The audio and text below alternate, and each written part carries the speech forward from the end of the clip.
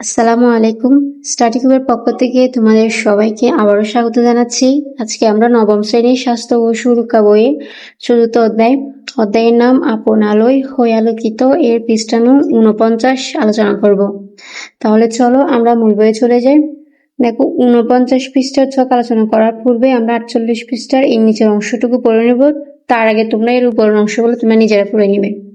তো দেখো এখানে কি লিখেছে, আমাদের সচেতনতা কৌশল ব্যবহারের দক্ষতা আমাদের এই ধরনের সমস্যা থেকে রক্ষা পেতে সহায়তা করে। তাহলে চলো আমরা যে বিষয়গুলো শিখলাম তার আলোকে যৌন হয়রানি, নিপীড়ন ও সহিংসতামূলক প্রতিরোধে কি করব এবং এই ধরনের অপ্রত্যাশিত কোনো ঘটনার শিকার হলে যা করতে চাই তার একটি পরিকল্পনা করে নিই।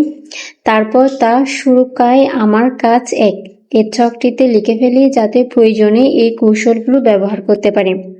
তাহলে চলো আমরা পরের পৃষ্ঠায় আমাদের কি কি ছক দেওয়া আছে আমরা একটু দেখে নিই। দেখো পরের পৃষ্ঠায় আমাদের জন্য কিন্তু দুইটা ছক আছে। একটা হচ্ছে নিজেকে সুরক্ষা রাখতে যৌন হয়রানি, নিপীড়ন ও সহিংসতা প্রতিরোধে আমার কৌশল লিখবো। এরপরে 2 নম্বর ছক হচ্ছে কেউ যৌন হয়রানি, নিপীড়ন ও সহিংসতার শিকার হলে যা করব। তাহলে চলো আমরা এগুলো সমাধান করে নিই। দেখো প্রথম ছকে 1 নম্বরে আমি লিখেছি 1 প্রয়োজনীয় আত্মরক্ষার প্রশিক্ষণ গ্রহণ করব। 2 বিপদকালে আত্মবিশ্বাসী ও সাহসী হব। 3 ব্যক্তিগত তথ্য অপরিচিত ব্যক্তির সাথে শেয়ার করব না। 4 যে কোনো ধরনের হয়রানির শিকার হলে তৎক্ষণাৎ সাহায্য চাইব।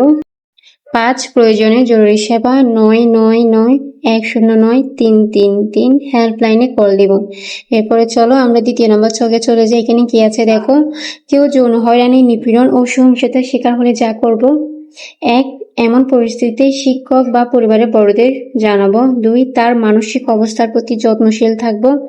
3 তার পাশে দাঁড়াবো, তাকে সাহস দিব। 4 প্রয়োজনে জরুরি সেবা 999-109-33 এ কল দিয়ে সহায়তা চাইব। 5 ঘটনার প্রমাণ রাখতে সাহায্য করব।